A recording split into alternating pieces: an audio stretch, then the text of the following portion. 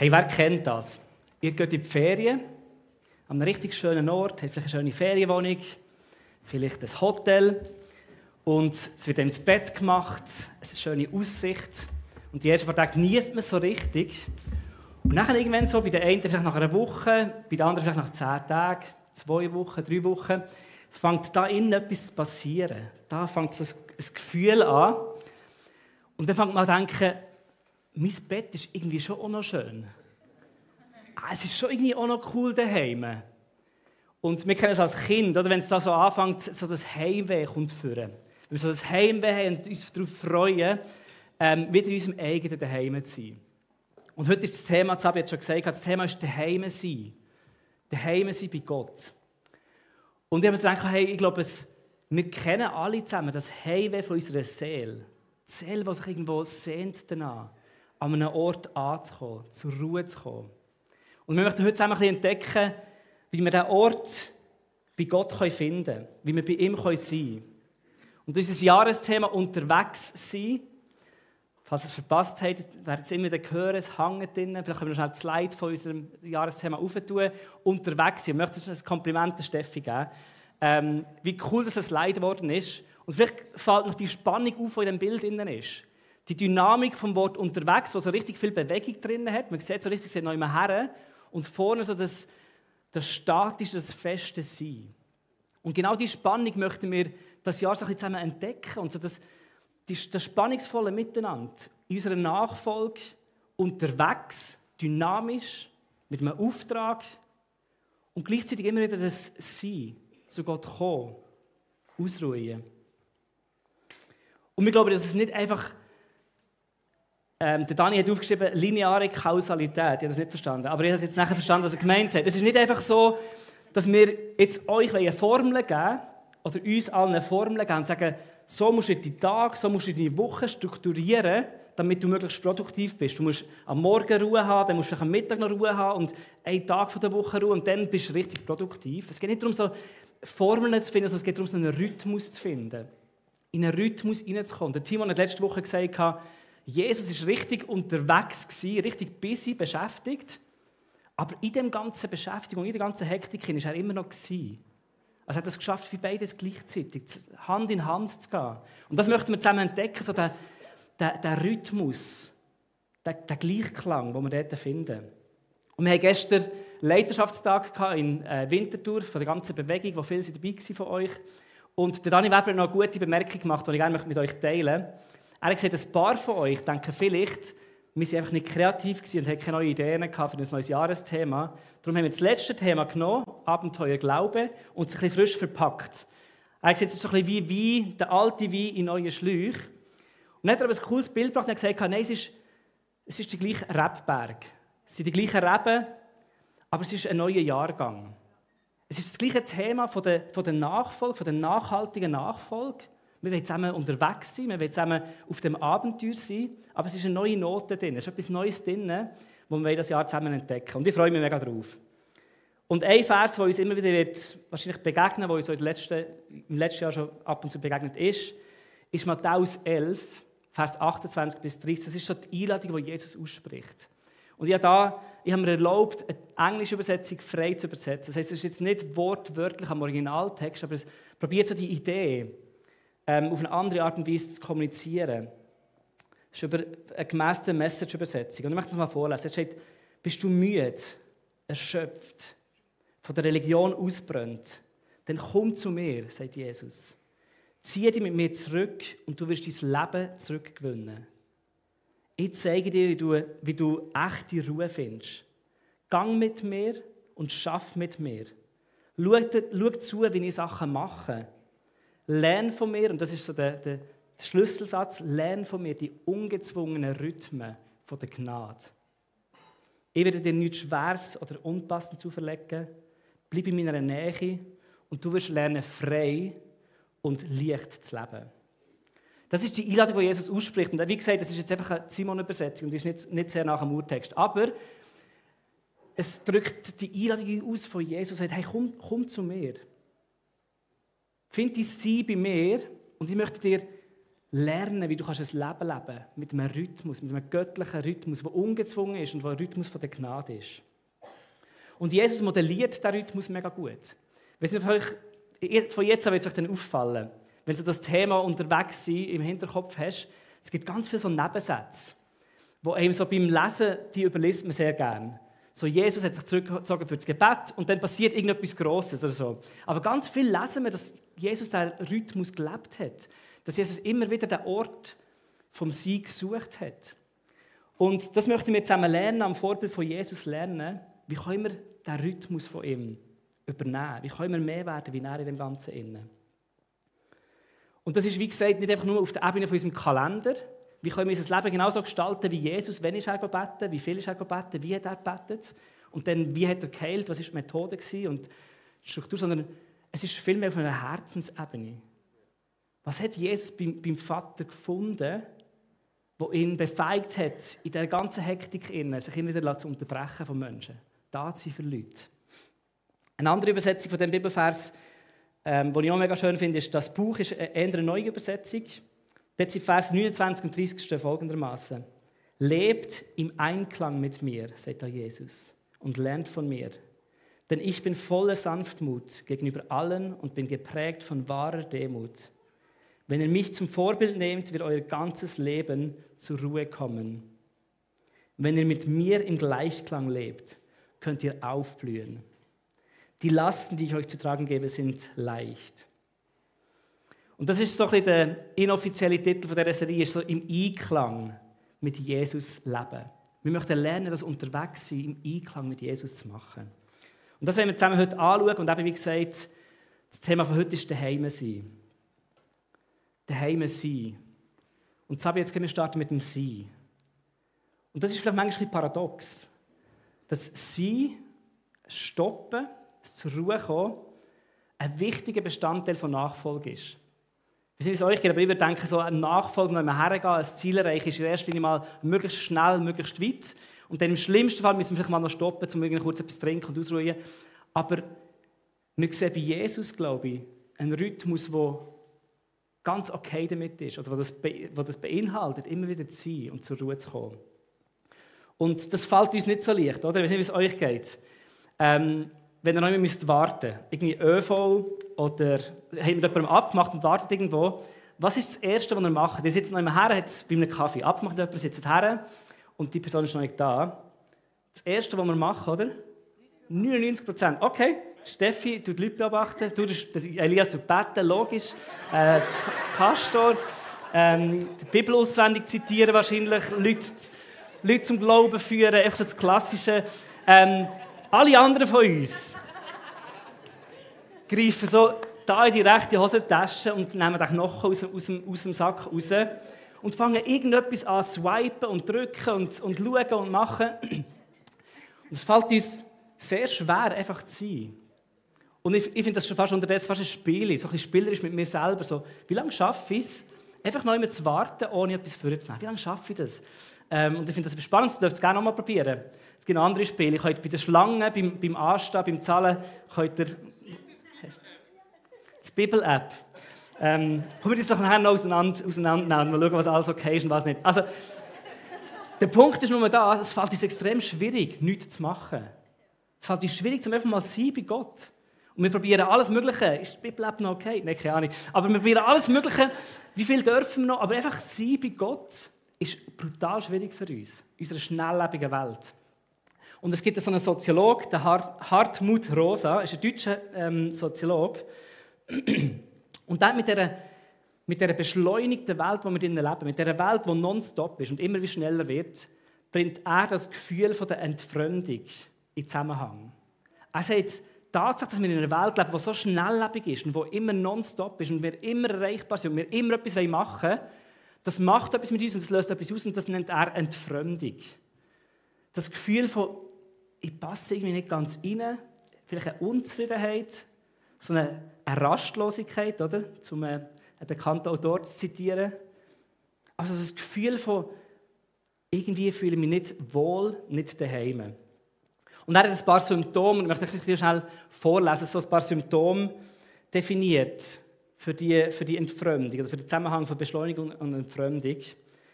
Das erste ist oberflächliche Beziehungen. Das ist so ein Symptom, wo wir sehen, wir haben keine Zeit mehr, zum tiefe Beziehungen zu pflegen, in unserem optimierten Alltag. Etwas Zweites ist ein Leistungsdruck. Das konstantes Definieren von unserem Selbstwert und Identität über Produktivität, was wir leisten können, was wir machen können, wie wir uns auszeichnen können. Das Dritte ist eine Entfremdung von der Natur. Vielleicht für uns im Oberland, Zürich-Oberland, ich bin in der Stadt, für mich ist das schon die größere Herausforderung, für euch vielleicht weniger. Aber so der Verlust von Orten von der Ruhe, wo wir zu der Ruhe kommen können. Ein weiteres Symptom ist technologische Überforderung und Reizüberflutung. So das ständige Erreichbarsein, eine Abhängigkeit von unserer Technik. Wir müssen mal probieren, das Handy 24 Stunden auszuschalten. Wie weh das tut, fast schon physisch, wie schwierig das ist. Das ist krass, wie abhängig dass wir sind. Ein weiteres Symptom ist Sinnverlust, wo viele Menschen erleben. So eine Sinnlosigkeit, dass sich fragen, was ist überhaupt der Sinn? Für was bin ich da? Mache ich einen Unterschied? Noch zwei mehr. Eins weiteres ist Unterbrechung durch Multitasking. Kennen viele von uns, oder? Von einem zum anderen springen und nonstop und irgendwo gar nicht produktiv zu sein, sondern nur noch busy zu sein. Und das Letzte ist soziale Isolation. Obwohl wir digital so vernetzt sind und können innerhalb von Sekunden mit Hunderten oder Tausenden Leuten irgendwo in Verbindung treten, fühlen wir uns sozial isoliert. Und das Gefühl von der Entfremdung, das hat einfach etwas zu tun mit der Zeit, die wir leben, mit den Umständen. Und ich will jetzt gar nicht sagen, es ist alles schlimm und böse und wir müssen alle nur noch auf analog gehen, aber wir müssen uns ein bisschen bewusst sein, es macht etwas mit uns. Das kann uns das Daheim rauben und das Gefühl geben von der Entfremdung. Und das haben wir als Christen, wenn du ein Jesus-Nachfolger bist, haben wir das Gefühl von der Entfremdung sowieso ein bisschen. Weil die Bibel, Jesus, Petrus, der Hebräer, andere Stellen, die sagen uns immer wieder, hey, ihr seid in dieser Welt, aber nicht wirklich von dieser Welt. Ihr seid da, aber ihr gehört nicht wirklich dazu. Und ich habe im Konzept so ein paar Bibelstellen rausgesucht, die ihr nachlesen könnt, wenn ihr möchtet. Johannes 15 und Johannes 17, wo Jesus darüber redet, dass wir aus dieser Welt rausgelöst sind, dass wir gehasst sind von dieser Welt. Und sonst würden wir geliebt sein, wenn wir wären wie die Welt. Und irgendwo ist da eine Entfremdung. Der Petrus, der schreibt, wir sind nur Gäste und Fremde auf dieser Welt. Das ist nicht unser permanentes Daheim. Und der Hebräer, der sagt, unsere Heimat ist nicht auf dieser Welt. Also wir kennen als Christen irgendwo das Gefühl von der Entfremdung. Und das ist irgendwo Teil von unserer Nachfolge, dass wir das Gefühl kennen. Aber die gute Nachricht, jetzt ist es gerade ein bisschen schwer geworden, nein, aber die gute Nachricht ist ja, Nachfolge führt uns auch in eine Beheimatung, in unser neues Daheim. Es ist nicht nur, dass es unser Daheim, wo uns scheinbar viel Sicherheit geben würde, wegnimmt, sondern die Nachfolge führt uns in die Beheimatung bei Gott. Und ich habe hier aufgeschrieben, und das ist mir so wichtig, nicht erst in der Ewigkeit. Wir sind nicht erst bei Gott daheim, wenn wir mal nicht mehr auf dieser Welt sind, sondern wir dürfen jetzt, das ewige Leben jetzt gestartet. Jesus sagt, das ewige Leben ist Gott kennen. Das ist das ewige Leben.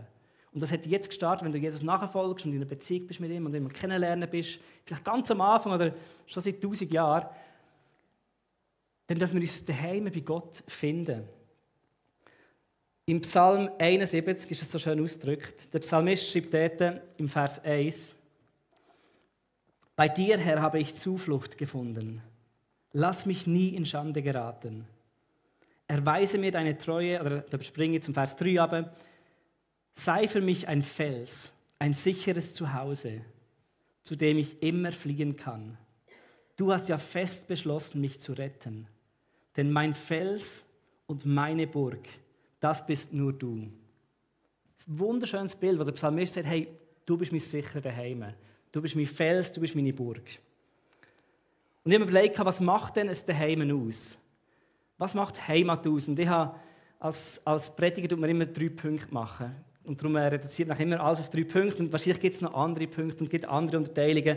Aber ich habe mir mal so 3 Punkte rausgesucht. Und ich glaube, das ist Teil davon, für unser Gefühl von Daheim zu geben. Und das erste hat mit Ort zu tun. Irgendwo ein Ort, bei vielen von uns ist das vielleicht unsere 4 Wände, unser Haus, unsere Wohnung, vielleicht dein Zimmer. Aber irgendwo ein Ort, wo du sagst, das ist mein Ort. Da darf ich so einrichten, wie ich gerne möchte. Ich darf so viel oder so wenig haben, wie ich gerne möchte. Ich darf, wenn ich möchte, mal die Türen beschließen und kann Zeit für mich haben. Das braucht es irgendwie für ein Zuhause zu haben. Ein Ort, wo ich sage, das ist mein Zuhause. Etwas weiteres, was ich glaube, was braucht für uns daheim zu führen, ist Beziehungen. Und für viele von uns ist das, passiert das in diesem Ort, in diesen 4 Wänden, für unsere Familie, unsere Wegekollegen, Menschen, die wir nachzusammen im Leben unterwegs sind. Vielleicht auch außerhalb von diesen 4 Wänden, aber einfach Beziehungen von Leuten, die uns kennen, die uns vertrauen, die wir ihnen vertrauen. Echte, tiefe Beziehungen. Ich glaube, es braucht das, Familie und Freunde, um sich daheim zu fühlen. Und etwas Drittes, und da müsst ihr schon ein bisschen mitkommen mit mir, um das zu wissen, was ich meine damit, ist eine Geschichte. Wir müssen uns irgendwo identifizieren mit etwas Größerem. Wir müssen irgendwo Teil von etwas Größerem sein. Es gibt ganz viele Firmen, die Firmenkulturen haben und wo man, wenn man dort schafft, dann ist man Teil von der Antwort für die Welt. Aber wir sehnen uns danach, irgendwo mehr zu sein, als einfach nur ein isoliertes Individuum, sondern Teil von etwas Größerem zu sein. Für viele ist es vielleicht auch Familie, der Stammbaum. Ich habe mal angefangen, unseren Stammbaum nachzugehen und zu schauen und zu sehen, hey krass, ich bin da Teil von einer grossen Geschichte. Und die 3 Sachen, ein Ort, Beziehungen und eine Geschichte, brauchen wir, um es daheim zu finden. Und ich möchte gerne mit euch zusammen Jesus anschauen, von Jesus lernen. Weil ich glaube, Jesus war bei Gott sehr daheim. Er war sehr wohl beim Vater. Und ich habe so probiert, einen Ort, Beziehungen und Geschichte im Leben von Jesus zu suchen und zu schauen, was können wir davon lernen. Das Erste, was ich beim Ort herausgefunden habe, ist, Heimat bedeutet eine Verbundenheit mit dem Vater. Eine Verbundenheit, ein Eins-Sein mit dem Vater. Jesus hat eine mega, mega enge Verbundenheit mit dem Vater gehabt. Es gibt ganz viele einzelne Verse, die man anschauen können, wo Jesus als 12-jähriger Teenager im Tempel war. Seine Familie, viele von euch kennen wahrscheinlich die Geschichte. Sie waren in Jerusalem mit ganzen Sippen, wahrscheinlich ganze Verwandtschaft. Und dann reisen sie zurück und merken auf dem Rückweg, da fehlt doch noch einer. Es ist so Kevin allein zu Hause. Oder? Ist so, irgendeiner ist doch da noch gewesen. Und dann ist, ja, der Jesus fehlt noch. Und dann gehen sie zurück und gehen suchen. Und sie finden ihn im Tempel. Und Maria sagt ganz vorwurfsvoll so, hey, was hast du dir erlaubt, da zu bleiben? Wir haben uns Sorgen gemacht, das darfst du nicht und so. Und Jesus mit einer absoluten Selbstverständlichkeit, so wie ich es aus dem Text lese, so, hast du nicht gewusst, dass ich im Haus von meinem Vater bin? Ist doch logisch, ich bin doch da im Haus von meinem Vater. Das ist für ihn so klar, es war für ihn so eine Verbundenheit mit dem Vater herum. Später lesen wir, dass er sagt, so wie ein Hirt seine Schafe kennt, so kennt er uns. Aber nachher sagt er, im Vers nachher sagt er, und genau so kennt der Vater mich. Ich und der Vater, wir kennen uns auf dieser Ebene. Wir haben so eine tiefe Beziehung. In Johannes 14 sagt er, wer mich gesehen hat, hat den Vater gesehen. Ich zeige euch den Weg zum Vater. Und in Johannes 15, der Weinstock und der Rebe, sagt er, auch die Verbindung zwischen uns und ihm. Und nachher sagt er genau gleich, so ist der Vater verbunden mit mir. Aber am klarsten kommt die Verbindung im Johannes 17 raus. Johannes 17 ist, wo Jesus betet. Kurz bevor er gefangen genommen wird noch aufgeschrieben, wie er betet hat für sich, wie er betet hat für seine Jünger. Und da möchte ich einen Abschnitt daraus vorlesen, weil es mega, mega schön ist. Die Verbundenheit von Jesus und seinem Vater. Johannes 17, Vers 21. Ich bete darum, dass sie alle eins sind, sie in uns, so wie du, Vater, in mir bist und ich in dir. Dann wird die Welt glauben, dass du mich gesandt hast. Die Herrlichkeit, die du mir gegeben hast, habe ich nun auch ihnen gegeben, damit sie eins sind, so wie wir eins sind. Ich in ihnen und du in mir. So sollen sie zur völligen Einheit gelangen, damit die Welt erkennt, dass du mich gesandt hast und dass sie von dir geliebt sind, wie ich von dir geliebt bin. Vater, ich will, dass die du mir gegeben hast, dort sind, wo ich bin. Sie sollen bei mir sein, damit sie meine Herrlichkeit sehen, die Herrlichkeit, die du mir gabst, weil du mich schon vor der Erschaffung der Welt geliebt hast. Vater, du gerechter Gott, die Welt kennt dich nicht, aber ich kenne dich. Und diese hier haben erkannt, dass du mich gesandt hast. Ich habe ihnen deinen Namen offenbart und werde es auch weiterhin tun, damit die Liebe, mit der du mich geliebt hast, auch in ihnen ist. Ja, damit ich selbst in ihnen bin.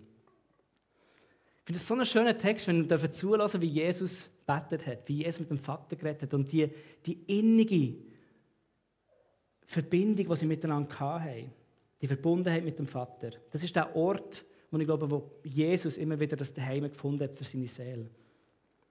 Das Zweite, wenn es um Beziehungen geht, Heimat bedeutet Gemeinschaft mit seinen Freunden.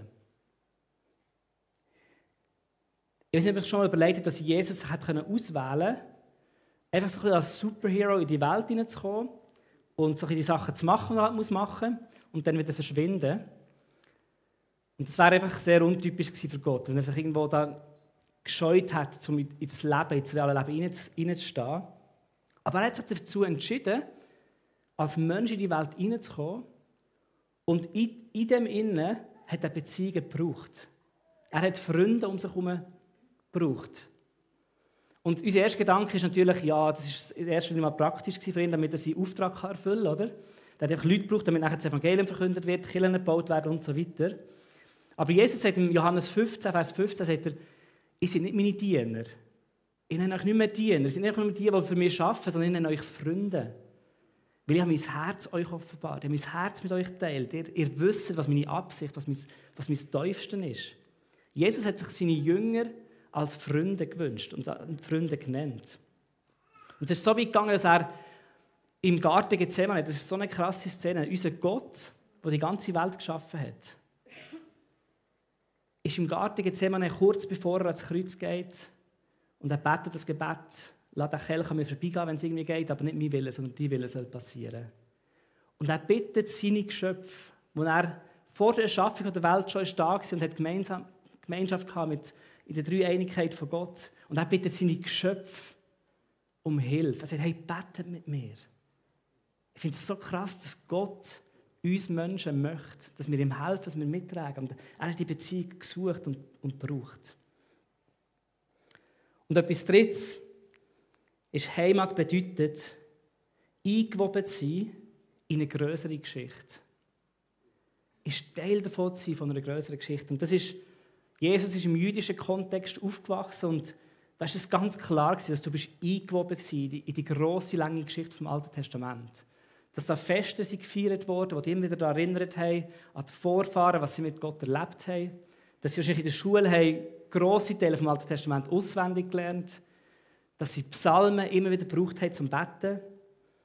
Und das sehen wir, wenn man nachher die Bibel liest, dass Jesus ganz viel immer wieder Alte Testamentstellen vornimmt. Dass er sie braucht, wenn er mit dem Teufel in der Wüste ist, sagt er, hey, es steht im Wort.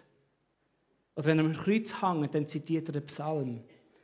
Ich glaube, er war sich sehr, sehr, sehr bewusst gewesen, dass er Teil ist von einer grossen Geschichte, die Gott am Schreiben ist. Und das vergessen wir manchmal in unserer super individualistischen Welt ein bisschen, dass wir Teil sind von einer grossen Geschichte. Und Jesus hat das gewusst und Jesus hat das gelebt.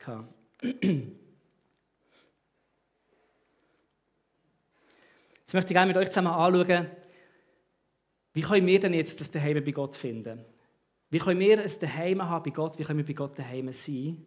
Wenn wir Jesus angeschaut haben und schauen, was er gemacht hat. Und ich muss euch vorweg warnen. Es kommen so die richtig klassischen Sachen. Nichts Neues, nichts Revolutionäres, so, boah, noch nie gehört und denkt und so. Aber ich glaube, es sind wahrscheinlich klassische Sachen, die sich bewährt sind.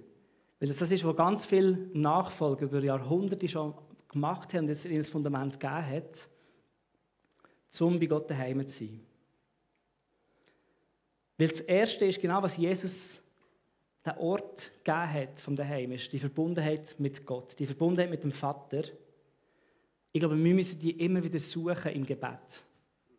Immer wieder unsere Verbundenheit mit Gott suchen. Und Gebet ist so eine Sache. Gell? Es kann so sein, dass es Teil von unserer stillen Zeit ist am Morgen. So, vielleicht haben wir eine Struktur, vielleicht haben wir unsere 10 Anliegen, die wir jeden Morgen beten. Und dann lassen wir das Gebet und lassen die Bibel und lassen Gott bei uns im Stuhl sein, wo wir stille Zeit machen und kommen dann am nächsten Tag wieder zu ihm zurück. Oder vielleicht, wenn es gut geht, am Abend noch vor dem Bett. Aber Gebet kann auch ein Gespräch sein, das den ganzen Tag durch passiert, wo wir immer wieder in die Gegenwart von Gott hineinkommen. Immer wieder dürfen schnell anhalten und uns bewusst machen, stimmt, Gott ist da. Und ich kann jetzt mit ihm ein Gespräch führen. Und es gibt so Routinen, die man viele von uns machen. Vielleicht ist es das Betten oder das Singen vor dem Essen. Vielleicht ist es das Betten vor dem Schlafen gehen. Und das sind alles super Anhaltspunkte, um immer wieder zu stoppen und kurz bewusst zu machen, stimmt, Gott ist da. Ich darf mit ihm connecten, ich darf mit ihm Zeit verbringen. Oder nächste Woche, oder diese Woche, Gebetsnacht, oder? So eine gute Möglichkeit, um zu sagen, weißt du, mitten in der Nacht, ich nehme mir Zeit für das Gebet. Ich möchte herkommen, ich möchte Zeit mit Gott verbringen. Das Zweite, ist, was wir bei Jesus auch gesehen haben, ist Gemeinschaft mit anderen Nachfolgern. Auch da, Small Group, Gottesdienst, kommen die Kirche, oder? Klassisch, dass der Pfarrer da vorne sagt. Aber ich glaube ganz fest, dass wenn Jesus Freunde gebraucht hat und Jesus sich entschieden hat, das Leben nicht alleine zu machen, umso mehr brauchen wir Leute um uns herum, andere Nachfolger, wo wir zusammen diesen Weg gehen können. Und wir haben schon Serien gemacht über jede einzelne von diesen Punkten. Und darum möchte ich jetzt nicht mega ins Detail gehen, aber wir brauchen Freundschaften. In der Kirche, außerhalb der Kirche, mit anderen Nachfolgern, die auf dem Weg sind, wo wir uns gegenseitig ermutigen und stärken können. Und das Letzte ist eingewoben sein in dieser Geschichte. Und er hat dazu geschrieben, einfach in der Bibel unterwegs sein. Dass wir nochmal frisch verstehen, dass wir auch Teil von dieser grossen Geschichte sind. Was Gott gestartet hat in Genesis 1, sein Projekt, seine Absicht, eine Welt, eine wunderschöne Schöpfung und uns hineingestellt hat, zu dem zu schauen und etwas Geniales daraus zu machen.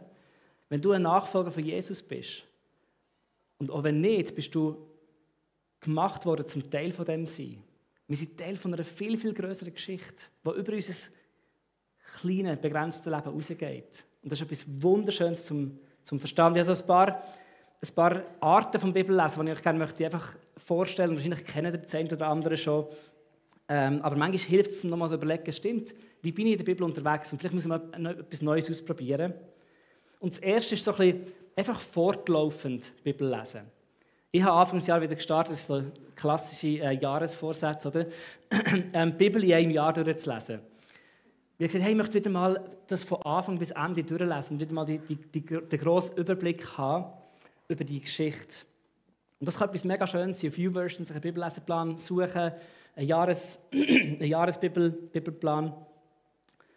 Eine andere Art von Lesen kann so ein fokussiertes Lesen sein. Das finde ich auch etwas mega cool. Man sagt, weißt du, jetzt tue ich mir mal ein paar Wochen, ein paar Monate vielleicht sogar, tue ich mal in die Bergpredigt eintauchen. Ich nehme jetzt mal die Bergpredigt und ich lese jetzt mal einfach immer wieder vorne, hinten durch, einmal das Ganze, manchmal Abschnitte und ich probiere mich wohl zu fühlen und mich auszukennen in diesem Abschnitt.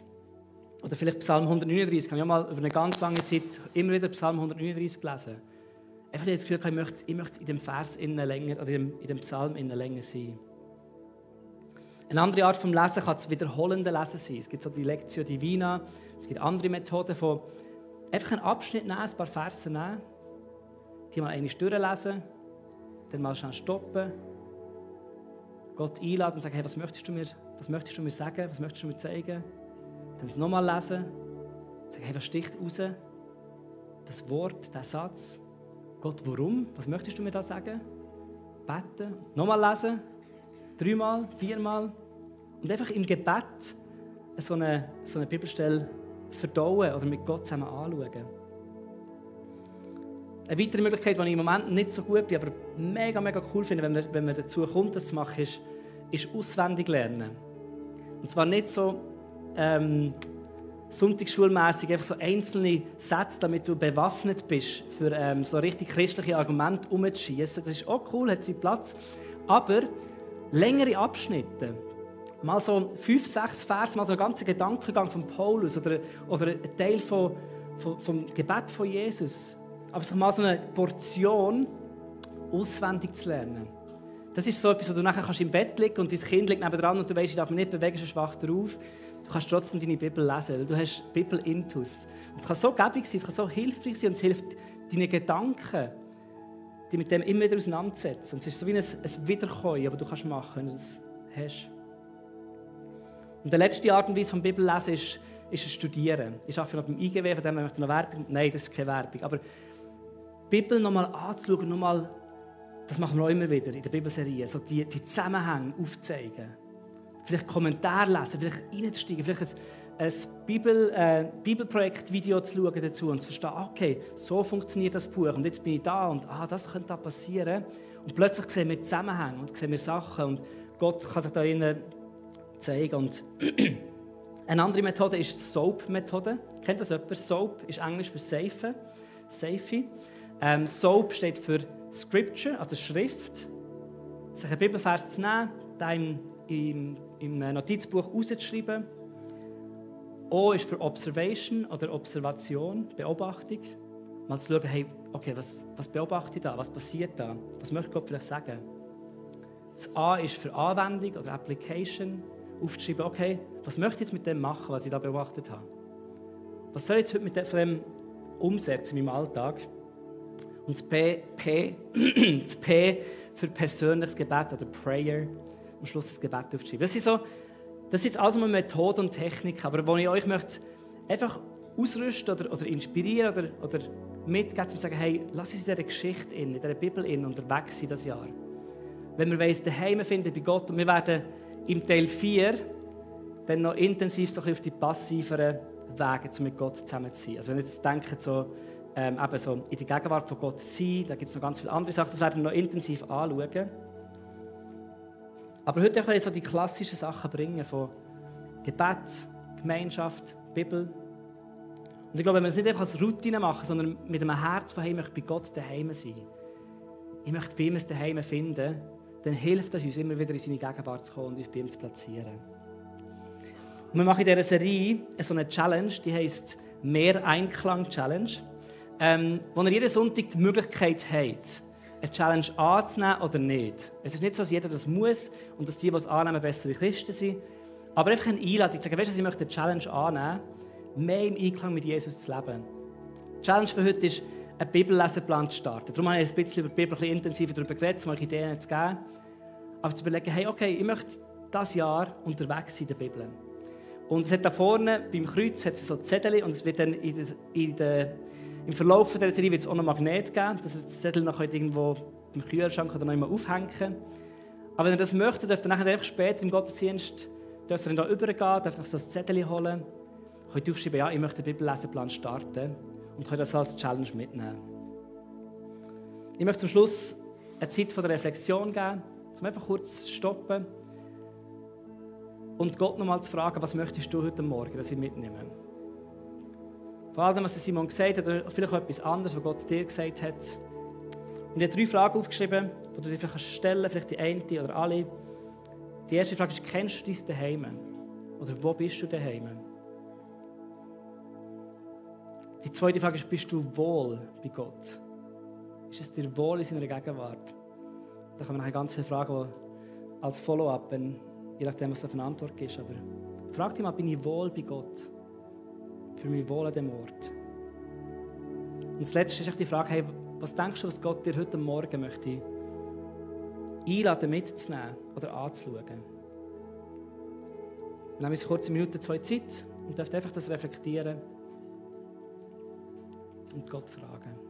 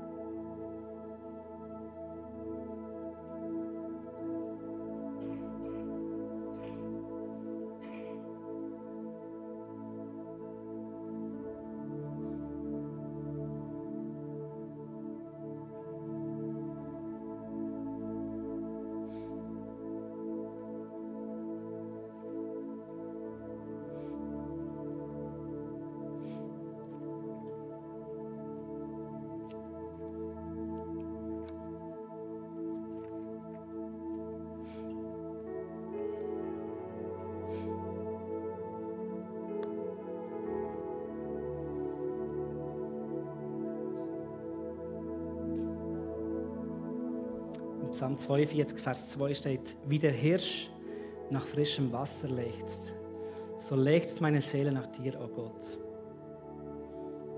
Und Vater, unsere Seele, sie sehnt sich danach, bei dir daheim zu sein. Dürfen zur Ruhe kommen, dürfen einfach Zeit mit dir zu genießen, dürfen uns wohlfühlen bei dir. Und wir danken dir, Jesus, dass du uns gezeigt hast, wie wir einfach bei Gott daheim sein können. Und hilft uns das Jahr, hilft uns die Woche, kleine Schritte aber in die richtige Richtung zu machen. Dass wir immer wieder dürfen bei dir unser Daheim finden, dass wir den Durst dürfen stillen bei dir. Danke dir vielmals, dass du mit uns auf die Reise kommst. Danke, hast du keinen Stress. Wir dürfen unser Leben lang den Weg mit dir gehen. Mit dir unterwegs sein, Jesus. Amen. Amen.